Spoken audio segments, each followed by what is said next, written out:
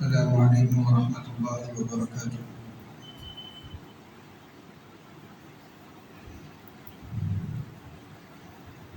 الحمد للہ نحمده ونستعینه ونستغفره ونؤمن به ونتوکل علیہ ونعوذ باللہ من شرور انفسنا ومن سیئات اعمالنا من يهده الله فلا مضل له ومن يضلل فلا هادي له ونشهد ان لا اله الا الله وحده لا شريك له ونشهد ان سيدنا ونبينا ومولانا محمدا عبده ورسوله اما بعد فاعوذ بالله من الشيطان الرجيم بسم الله الرحمن الرحيم يا ايها الذين امنوا اذا نودي للصلاة من يوم الجمعة فاسعوا إلى ذكر الله وذروا البيع ذلكم خير لكم إن كنتم تعلمون صدق الله العظيم۔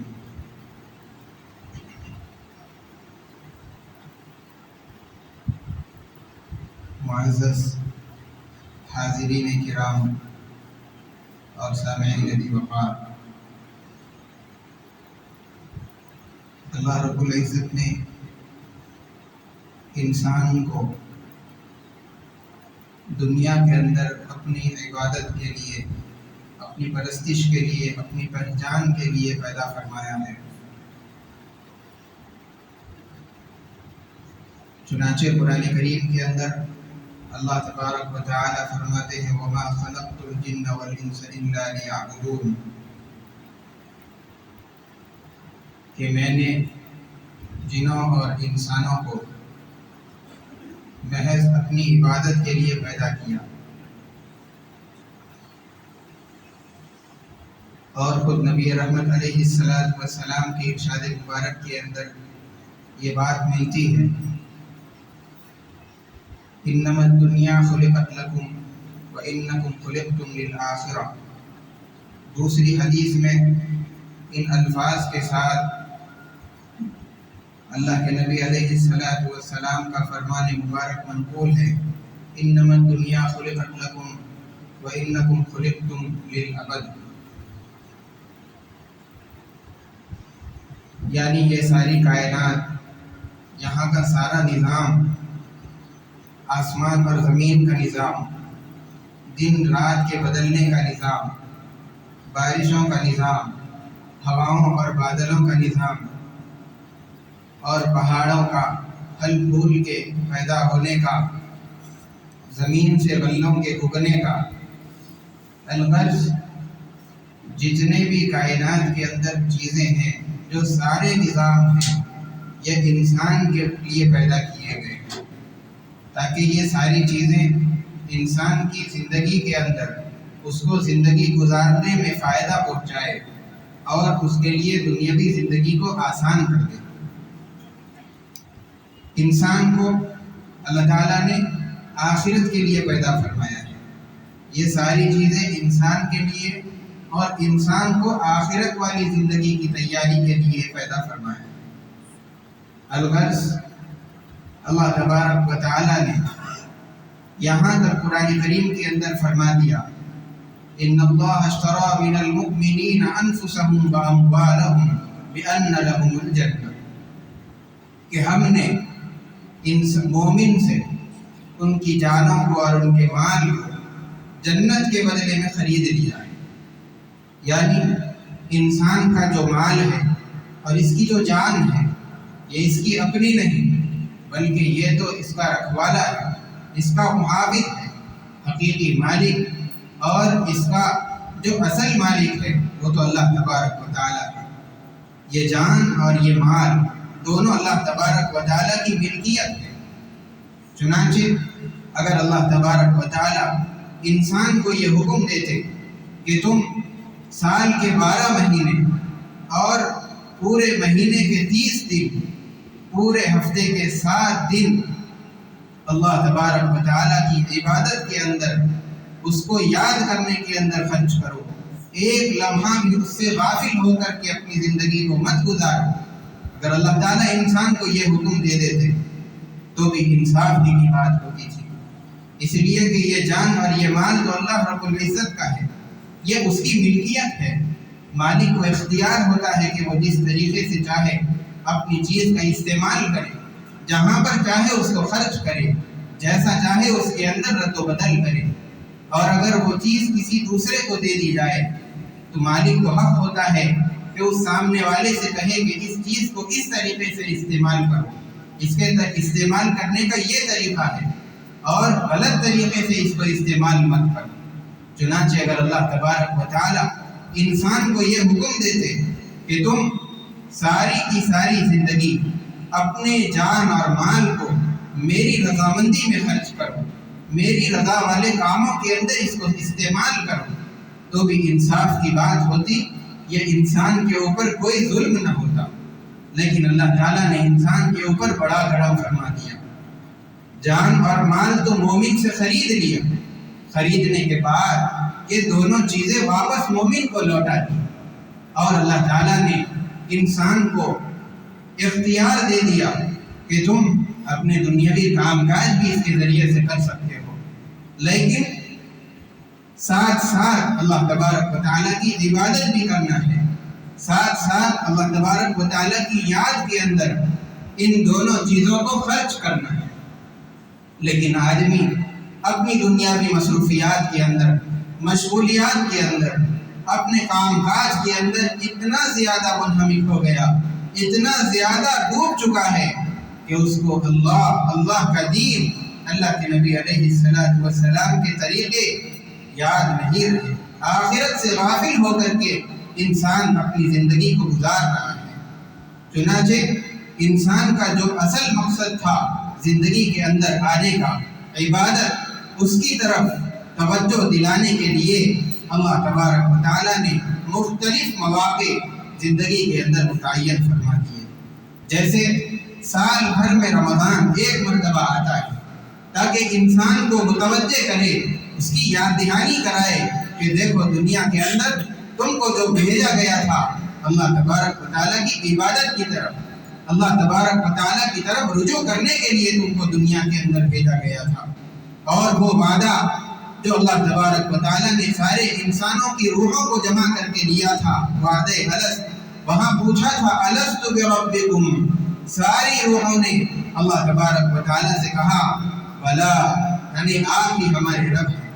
اب اس دنیا کے اندر جب بھیج دیا گیا تو اپنے مقصد اصلی کی طرف متوجہ کرنے کے لیے، اس وعدے کو یاد دلانے کے لیے اللہ تبارک و تعالیٰ مختلف مواقع انسان کی زندگی کے اندر دیتے رہتے ہیں تاکہ اس کا جو مقصد اصلی ہے وہ یاد رہے۔ اسی طریقے سے جیسے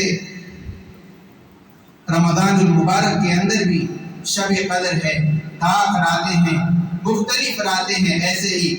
7 دن، ہفتے کے 7 دنوں میں اللہ تعالیٰ نے ایک بابرکت دن، فضیلت والا دن یعنی جمعہ کا دن بنایا ہے۔ یہ دن بھی انسان کو اس کے مقصد اصلی کی طرف توجہ دلانے والا، مقصد اصلی کی یاد دہانی کرانے کے لیے متعین کیا گیا ہے۔ اس کے اندر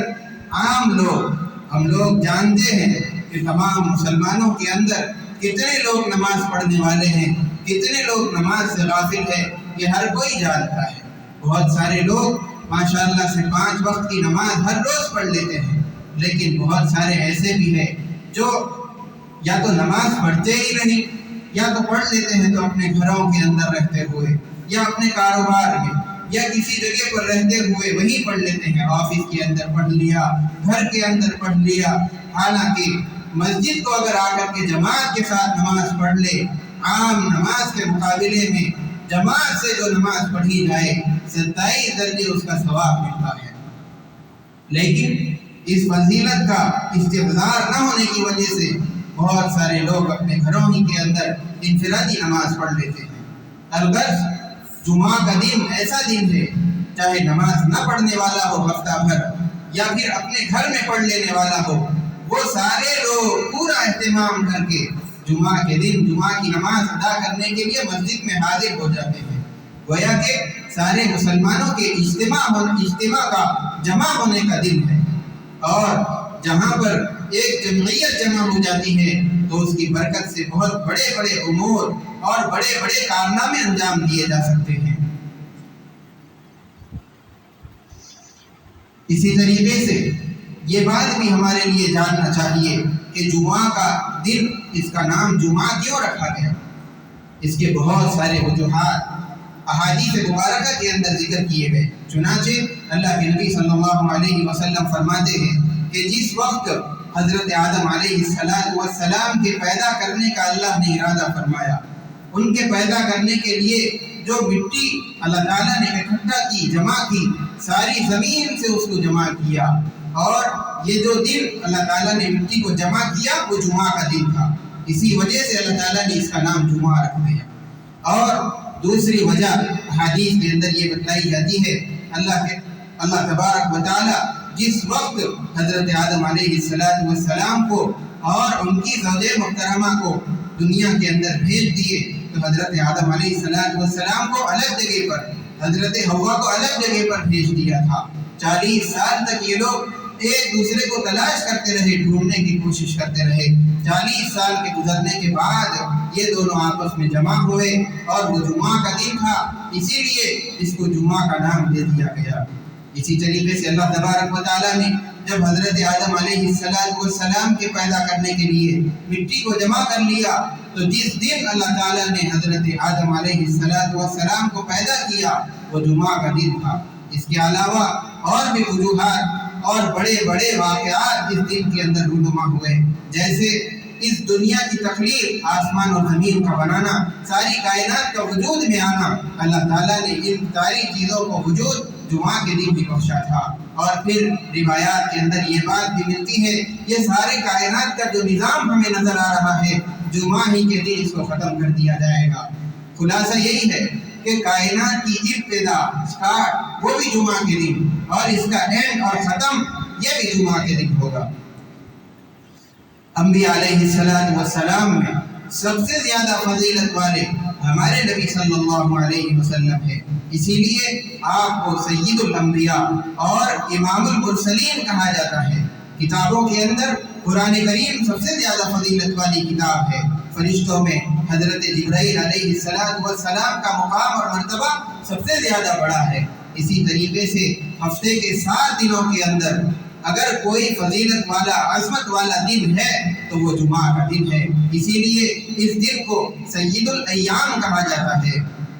اس جمعے کے بہت سارے فضائل احادیث کے اندر آئے، چنانچہ جمعہ کے دن کو نورانی اور اس کی رات کو روشن بتلایا گیا ہے۔ نیز یہ بات بھی بتلائی گئی کہ سورج تو ہر روز طلوع ہوتا ہے، لیکن بہترین دن جس میں سورج طلوع ہوتا ہے وہ جمعہ کا دن ہے۔ اللہ تبارک و تعالیٰ کے نزدیک جمعہ کا دن بڑا عظیم ہے، اس کی اتنی زیادہ عظمت ہے کہ جو دونوں عیدین ہیں، عید الفطر اور عید الاضحیٰ، ان دونوں سے بھی زیادہ فضیلت اللہ تبارک و تعالیٰ کے نزدیک جمعہ کے دن کی ہے۔ اسی طریقے سے اس کی فضیلت کے اندر یہ بات ہے کہ اگر کسی آدمی کا جمعہ کے دن میں یا رات میں انتقال ہو جاتا ہے، اللہ تبارک و تعالیٰ اس آدمی کو قبر کے عذاب سے محفوظ رکھتے ہیں۔ دن کے بارے میں یہ یاد رکھ لینا چاہیے، جو شمسی تاریخیں ہوتی ہیں اس کا دن 12 بجنے کے بعد میں تاریخ تبدیل ہوتی ہے، لیکن اسلامی جو تاریخ ہوتی ہے وہ مغرب کے ہوتے ہی دوسرا دن فوراً شروع ہو جاتا ہے۔ اس اعتبار سے اگر دیکھا جائے تو جمعہ کی رات سے مراد وہ رات ہے جو کل گزر گئی، جمعرات کا دن ختم ہونے کے بعد فوراً جو رات شروع ہوتی ہے وہ جمعے کی رات ہوتی ہے۔ اسلامی تاریخ کے اندر رات پہلے آتی ہے اور دن بعد میں آتا ہے، اسی لیے آپ دیکھیں گے کہ رمضان المبارک کا چاند مغرب کے وقت جیسے ہی نظر آ جائے گا فوراً اسی رات سے تراویح شروع کر دی جائے گی۔ مطلب یہ ہے کہ جو رات آئی وہ رمضان المبارک کی رات تھی، اسی لیے ہم نے وہاں تراویح کو شروع کر دیا۔ پھر رمضان المبارک کے ختم پر دیکھیں گے جیسے ہی عید کا چاند نظر آیا فوراً تراویح کو بند کر دیا جائے گا۔ مطلب یہی ہے کہ اسلام کے اندر رات پہلے آتی ہے اور پھر دن بعد میں شمار کیا جاتا ہے۔ اللہ تبارک و تعالیٰ نے اس مبارک دن کے اندر ایک قبولیت کی گھڑی رکھی جس کے اندر دعائیں قبول ہوتی ہیں، لیکن اس گھڑی کو متعین طور پر امت کو نہیں بتلایا گیا، جیسے شب قدر کی رات، یہ امت کو اس کی تاریخ متعین طور پر نہیں بتلائی گئی، بلکہ امت سے کہہ دیا گیا کہ تم اس رات کو تلاش کرو، تاک راتوں کے اندر تلاش کر لو۔ ایسے ہی اس گھڑی کو بھی، جمعہ کی خاص گھڑی کو مبہم رکھ دیا گیا، متعین طور پر نہیں بتلایا گیا، تاکہ امت زیادہ سے زیادہ اللہ تبارک و تعالیٰ کی طرف متوجہ ہو۔ اگر کوئی گھڑی بتلا دی جاتی تو امت کوشش کرتی کہ صرف اس گھڑی کے اندر اللہ کی عبادت کرے، باقی سارا دن وہ لوگ اللہ سے غافل گھومتے رہتے۔ اسی لیے اس گھڑی کو متعین طور پر نہیں بتلایا گیا، تاکہ آدمی کوشش کرے، جدوجہد کرے کہ زیادہ سے زیادہ اللہ کی طرف لو ہو، اس سے استغفار کیا جائے، توبہ کیا جائے، قرآن کی تلاوت کی جائے، ذکر و اذکار کے اندر جمعہ کا زیادہ سے زیادہ وقت ہمارا گزرے۔ اسی لیے اس گھڑی کو اللہ تعالیٰ نے امت کو نہیں بتلایا، بلکہ ان کو اس کو تلاش کرنے کی ترغیب فرمائی۔ نیز اللہ کے نبی صلی اللہ علیہ وسلم کے فرمان مبارک میں یہ بات ملتی ہے کہ جو آدمی جمعہ کے دن سویرے اٹھ جائے، غسل کرے، خوب اچھی طریقے سے جو اچھا کپڑا ہو پہن لے، پھر مسجد کو جلدی آ جائے،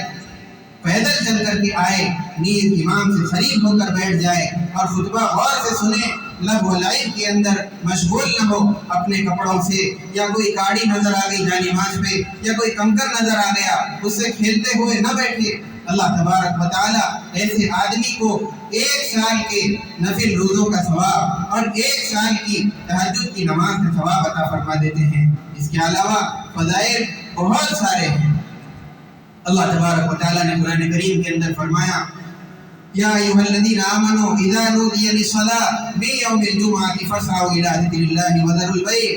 کہ جب تم کو جمعہ کی نماز کے لیے بلا لیا جائے، اذان کی آواز تمہارے کانوں میں پڑ جائے، اپنے سارے مشغولیات کو چھوڑ دو، کاروبار کو بند کر دو، دوسری مصروفیات کو ایک طرف رکھ کر کے جمعہ کی طرف چلنے کی، نماز کی تیاری کر لو، تاکہ تم مسجد کو جلدی سے جلدی پہنچو اور وہ سب فضائل تم کو مل جائے۔ اور لیکن ہم افسوس کی بات ہے، بہت سارے لوگوں کو دیکھنے میں ملتا ہے، یہاں امام صاحب خطبہ دینے کے لیے کھڑے بھی ہو جاتے ہیں، خطبہ ختم ہونے کو رہتا ہے، ابھی لوگ آتے ہی رہتے ہیں۔ حالانکہ یہ بات حدیث کے اندر بتلائی گئی کہ جب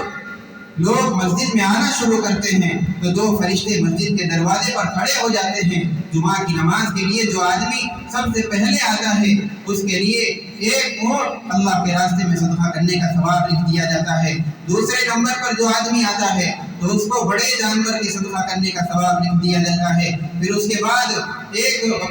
بکری کا ثواب، اس کے بعد مرغی کا، انڈے کا، اس طریقے سے ثواب کے اندر کمی آتی چلی جاتی ہے۔ پھر جب امام خطبہ دینے کے لیے ممبر پر کھڑا ہو جائے تو پھر وہ دونوں فرشتے جو نام مصلیوں کے لکھ رہے تھے وہ بند کر دیتے ہیں، اور بہت سارے لوگ ابھی آتے ہی رہتے ہیں کہ ان کا رجسٹر بند ہو جائے۔ تو بتلاؤ، فرشتوں کے رجسٹر کے اندر آپ نے جمعہ تو پڑھ لیا آ کر کے، آپ کا جمعہ ہو بھی جائے گا، لیکن ان کے رجسٹر میں آپ کا نام آنے سے رہ جائے گا۔ اسی لیے کوشش کرے کہ امام خطبہ دینے کے لیے ممبر پر کھڑے ہونے سے پہلے یہاں پر حاضر ہو جانا چاہیے۔ تو میں آپ کو یہ بات بتلا رہا تھا، اللہ تبارک و تعالیٰ نے اس دن کے اندر ایک مخصوص گھڑی رکھی ہے، اس کو مبہم رکھ دیا تاکہ آدمی کوشش کرتا رہے۔ علماء نے مختلف اقوال اس سلسلے میں بیان فرمائے۔ بعض حضرات فرماتے ہیں، اس میں امام شافعی رحمۃ اللہ علیہ بھی ہے، وہ فرماتے ہیں کہ جب امام یہاں پر ممبر پر خطبہ دینے کے لیے چڑھے، اس وقت سے لے کر کے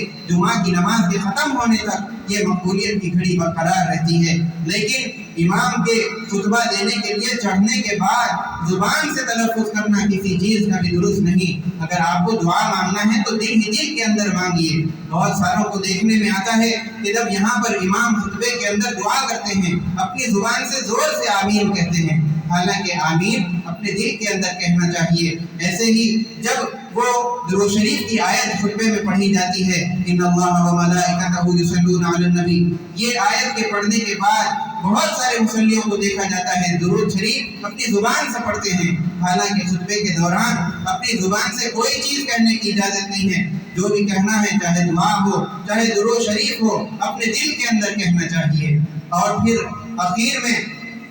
امام صاحب رحمۃ اللہ علیہ اور دیگر حضرات کی رائے یہ ہے کہ عصر کی نماز کے بعد سے لے کر سورج کے غروب ہونے تک وہ خاص وقت ہے، اس کے اندر اللہ والوں کا یہ معمول رہا کہ وہ لوگ ان اوقات کے اندر اس وقت میں خاص طور سے کسی سے ملنا جلنا، کوئی دوسرا کام کرنا پسند نہیں کرتے تھے۔ اللہ کی یاد کے اندر، اس کے ذکر کے اندر، قرآن کی تلاوت ہے، ذکر ہے یا پھر مراقبہ ہے، اس طریقے کے اعمال وہ لوگ کیا کرتے تھے، لیکن دنیاوی کسی کام کے اندر مشغول نہیں ہوتے تھے۔ الغرض ہم کو اس گھڑی کی تلاش کرنی چاہیے۔ اللہ تبارک و تعالی ہم تمام اور جمعہ کی یعنی جو فضائل ہے اس کو حاصل کرنے کے لیے خوب کوشش کرتے رہنا چاہیے۔ اللہ تبارک و تعالی ہم تمام کو جمعہ کے ایک ایک لمحے کی صحیح قدر کرنے کی اور صحیح استعمال کرنے کی توفیق عطا فرمائے۔ وصلی اللہ وسلم علی سیدنا محمد وعلی آلہ واصحابہ اجمعین والحمد للہ رب العالمین۔